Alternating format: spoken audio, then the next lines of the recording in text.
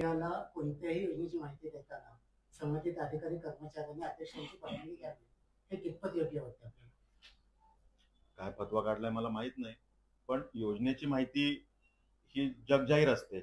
कुठली योजना असते ही पब्लिकसाठी असते, त्यामुळे ती कुठलाही GR करून पब्लिश केली जाते. त्यामुळे त्यात खरं तर असं काही असण्याची गरज नाही. ती झेडपीच्या माध्यमातून दिली जाणारी योजना असेल किंवा सरकारच्या माध्यमातून झेडपीकडे येणारी योजना असेल, ही सर्व जनसामान्यांसाठीची योजना असते. त्यामुळे त्याच्यात थेट लाभ लोकांना मिळतात. त्यामुळे खरं तर ते ओपन प्लॅटफॉर्म आहे. नक्की कोण काय म्हटलं याची मला माहिती नाही, पण जे काही मला लॉजिकल वाटतं त्यामध्ये हे वास्तव आहे की जनहितासाठीच्या योजना आहेत, त्यामुळे त्या विषयाचे थेट संवाद होऊ शकतात. 3 पक्ष एकत्र येऊन त्या ठिकाणी सत्तेमध्ये त्याच्यामध्ये प्रत्येक जण प्रत्येक सभापती वेगवेगळ्या पक्षाचा जरी असला तरी त्यांना त्या योजना किंवा इतर माहिती किंवा काही आक्षेपार्ह किंवा प्रशासनातले काही घोळ किंवा घोटाळे हे मांडण्याचं असं याच्यावर बंदी येते काही अशा विधानांना त्यांच्या किंवा असं कधीच होत नसतं बंदी. 3 पक्षांचं सरकार जरी असलं तरी पारिवारिक स्वरूपात एक परिवार म्हणून त्या ठिकाणी ताकदीनं काम करणारं हे आमचं झडपीतलं सरकार आहे, आमची बॉडी आहे. त्यामुळे जनसामान्यांसाठी जे काही चांगलं करायचं ते प्रत्येकाचे सजेशन्स त्यात घेऊन त्या सजेशन्सच्या माध्यमातून योजना तयार करून हे त्या ठिकाणी आमची सगळी मंडळी पुढे चालली. माहिती लाभण्याचा प्रयत्न आहे ना, माहिती द्यायची ना अधिकारी पत्र काढलेलं आहे, सर्व विकास अधिकाऱ्यांना पत्र बघा, एक्झॅक्ट हा विषय एक्झॅक्ट काय आहे तुम्हाला माहिती नाही, तो आपल्याला कुठल्या उत्तर देता येईल. पण ज्या योजना आमच्या जिल्हा परिषदेच्या सगळ्या यंत्रणेच्या माध्यमातून तयार होतील त्या स्पष्टपणे जनहिताच्या असतील आणि त्यामुळे त्या ओपन प्लॅटफॉर्मच्या योजना आहेत, जनहितासाठी आहेत. त्यामुळे त्यात काहीही संवाद कुठली अडचण नाही. अध्यक्षांच्या उपस्थितीत पत्रकार परिषद घेऊ, म्हणजे स्वतंत्र पत्रकार परिषद सगळ्यांना. अनेक ज्या नवनवीन योजना येतात, आता शेतकरी हिताची तुम्ही भूमिका मांडलेली आहे ती स्वागतार्ह आहे. मात्र आता ज्या काही केंद्राच्या किंवा राज्याच्या ज्या काही योजना येतात त्यामध्ये अदानी अंबानींच्या हितधारकीने योजना असल्याचं बोललं जाते किंवा अधिक लाभ त्यांना होत असल्याचं बोललं जाते. काय तथ्य आहे हा जो प्रश्न आहे अनेकांना किंवा विरोधकांकडून देखील सातत्यानं हा मुद्दा मांडतो. बघा कसं आहे की मी तेच म्हणतो की बोललं जातं आणि वास्तव यामधली जी पुसटशी रेषा असते त्याच्याकडे कधीतरी आपण बघितलं पाहिजे. बोललं जातं तर त्याच्यावरती आपण चर्चा केली पाहिजे की नक्की काय असं घडलं की अदानींना त्या ठिकाणी सरकारने काहीतरी वेगळं दिलं किंवा अंबानींना काहीतरी वेगळं दिलं. जर का या जागतिक स्पर्धेत आपल्याला टिकायचं असेल तर काही क्षेत्रामध्ये आपल्याला प्रायव्हेट इक्विटी त्या ठिकाणी आणावी लागते की ज्या माध्यमातून त्या भागाचा आम्हाला विकास करायचा आहे. त्यामध्ये एखादा प्रायव्हेट प्लेअर आला, एखादी खाजगी कंपनी आली तर ते ज्या पद्धतीनं त्या विषयाचा विकास करतात सरकारी यंत्रणेतनं कदाचित तो विकास त्यावेळेला होत नाही. आणि त्यामुळे जर का कोणाला आणायचं असेल तर कोणाला आणायचं, ते ओपन टेंडर असतात, ते ग्लोबल टेंडर असतात आणि त्या टेंडरमध्ये जर का इतर फॉरेन कंपनीज बरोबर आमच्या देशातल्या कंपन्या पार्टिसिपेट करणार असतील आणि ते जर का यशस्वी होणार असतील तर त्यांना ती संधी मिळणार असेल तर त्यात चुकीचं काय आहे. आणि त्या माध्यमातून जर का रोजगाराच्या संधी उपलब्ध होत आहेत, म्हणजे एखादं जर का प्रोजेक्ट आहे, जर का तो वर्षानुवर्ष प्रलंबित होता, सरकारच्या काही धोरणांमुळे प्रलंबित होता, सरकारकडे यंत्रणांचा असलेला अभाव यामुळे प्रलंबित होता आणि आज जर का तो प्रोजेक्ट एखादा प्रायव्हेट व्यक्ती, प्रायव्हेट प्लेअर आणल्याने जर का सक्सेस झाला तर त्यातून ज्या काही रोजगाराच्या संधी उपलब्ध होतील, त्यातून त्या भागाचा जो काही डेमोग्राफिक विकास होईल, फायनान्शियल विकास होईल, त्याचा लाभ कोणाला होतो? त्या भागातल्या नागरिकांना होतो. त्यामुळे आपण विचार करताना माझ्या भागासाठी इन्व्हेस्टमेंट किती आली याचा विचार केला पाहिजे. आता तिसऱ्या मुंबई सारखा प्रकल्प जेव्हा येतो, 1,00,000 करोडची इन्व्हेस्टमेंट ही दावोसच्या समिटमध्ये आदरणीय देवाभाऊंनी आपल्यासाठी आणली. राज्यासाठी 30,00,000 करोडची इन्व्हेस्टमेंट, त्यातली 1,00,000 करोडची थेट इन्व्हेस्टमेंट त्या ठिकाणी पेण पनवेलच्या पूरक सगळ्या आजूबाजूच्या भागासाठी, अलिबागच्या भागासाठी. मग जर का ही इन्व्हेस्टमेंट येणार असेल तर ह्याच्यामध्ये एक्झिक्यूट करणाऱ्या अथॉरिटीज ज्या आहेत त्या कदाचित प्रायव्हेट असतील, कदाचित त्यामध्ये पुन्हा अदानी येतील, कदाचित पुन्हा अंबानी येतील, त्याचबरोबरीनं दुसरे प्रायव्हेट सुद्धा कंपनीज येतील आणि मग त्याच्यातून जो काही विकास होईल तो आमच्या आजूबाजूच्या भागाचाच विकास होणार आहे. आमच्याच युवांना ताकद मिळणार आहे, आमच्या मातृशक्तीला सबलीकरण त्यातनं मिळणार आहे. त्यामुळे आपण एकत्रित ह्या विषयाकडे बघितलं पाहिजे. एखाद्या विषयाला आज बघा, आज आरटीआय आणि इतकी सगळी माध्यमं आहेत की ज्या माध्यमातून हम कुछ भी कर सकते असं कुठेच चालत नाही. त्यामुळे चाकोरीत हे सगळे विषय चालतात. एखाद्या विषयामध्ये उगाच एखादी कुठली कंपनी आली मग आपण त्याला कुठेतरी त्याच्यावरती ताशेरे ओढायचे, त्यापेक्षा त्यातनं नुकसान काही झालं असलं तर स्पेसिफिक बोललं पाहिजे. नुकसान झालं असलं तर ते सुधारण्यासाठी काम करता येईल. त्यातून जर का फायदा होणार असेल, आमच्या भागाचा विकास होणार असेल, त्याचं स्वागत केलं पाहिजे. तर ऐतिहासिक निर्णय की ज्या माध्यमातून शेतकरी बांधव ज्याला आपण बळीराजा म्हणतो त्याच्या डोळ्यातले अश्रू पुसण्यासाठीचा एक प्रयत्न राज्याचे विजनरी मुख्यमंत्री देवाभाऊ आदरणीय देवेंद्र फडणवीस यांच्या नेतृत्वातल्या सरकारने त्या ठिकाणी घेतलेला आहे.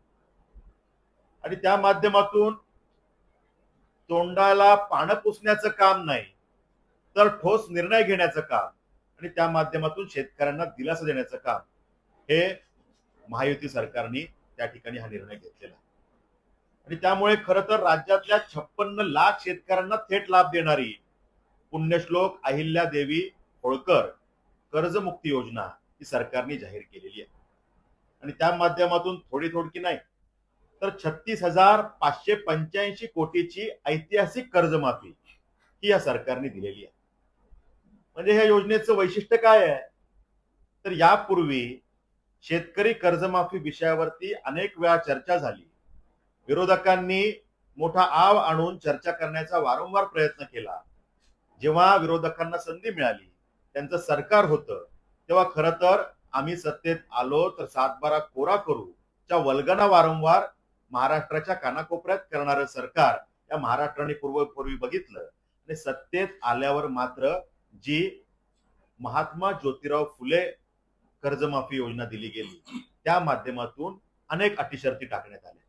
म्हणजे 7-12 कोरा करण्याचा आव ज्यांनी आणला होता त्यांनी काय केलं तर 2 लाखापर्यंत आम्ही कर्जमाफी देऊ, 2 लाखाच्या वरती 1 रुपया जरी तुमचं कर्ज असेल तर तुम्ही योजनेत बसणार नाही आणि तुम्ही लाभार्थी होऊ शकणार नाही.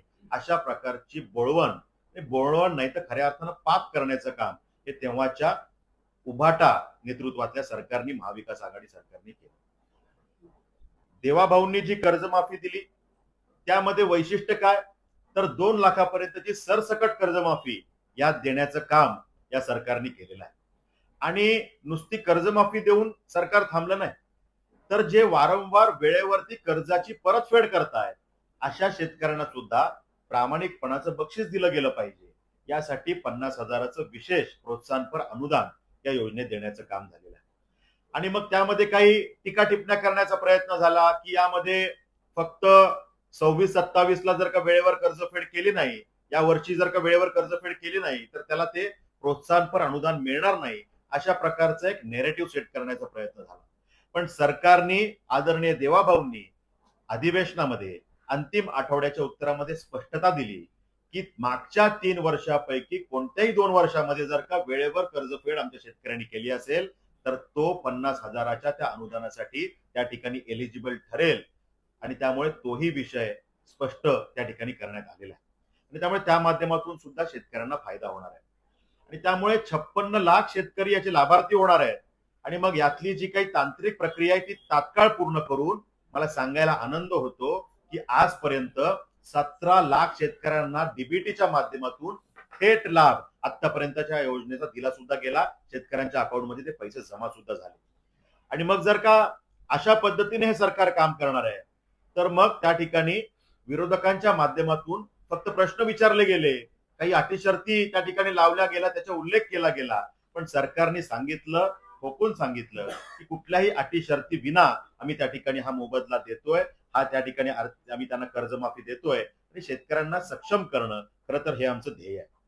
आणि त्यामुळे महाविकास आघाडी सरकारच्या काळामध्ये जे 5 लाख शेतकरी हे तांत्रिक अडचणीमुळे किंवा प्रशासनाच्या उदासीन मानसिकतेमुळे या लाभापासून वंचित राहिले होते त्यांना सुद्धा या योजनेमध्ये आता समाविष्ट केलं गेलंय. आणि 14,000 कोटीची विशेष तरतूद ही त्यासाठी आता केली गेलेली आहे. त्यामुळे शेतकऱ्यांसाठी सातत्याने दूरदृष्टी असणारे निर्णय या सरकारने केलेले आहेत. आणि त्यामुळे शेतकऱ्यांचे कैवारी असल्याचा आव बऱ्याच जणांनी आणला पण त्यांच्यासाठी ते काहीच करू शकले नाही. शेतकऱ्याच्या बांधावर जाऊन काहीतरी करण्याचा त्या ठिकाणी प्रयत्न अनेकांनी केला पण तो यशस्वी होऊ शकला नाही. आणि त्यामुळे देवाभाऊंनी दिलेली ही कर्जमाफी ही खऱ्या अर्थानं ऐतिहासिक कर्जमाफी आहे. आणि बोले तैसा चाले हे काय असू शकतं, हे मानणारा मुख्यमंत्री काय असू शकतो याचं उदाहरण हे आपल्या समोर आदर्श म्हणून सेट करण्याचं काम ज्या मुख्यमंत्र्यांनी केलंय असं नाव म्हणजे आदरणीय देवेंद्र फडणवीस साहेब आहे.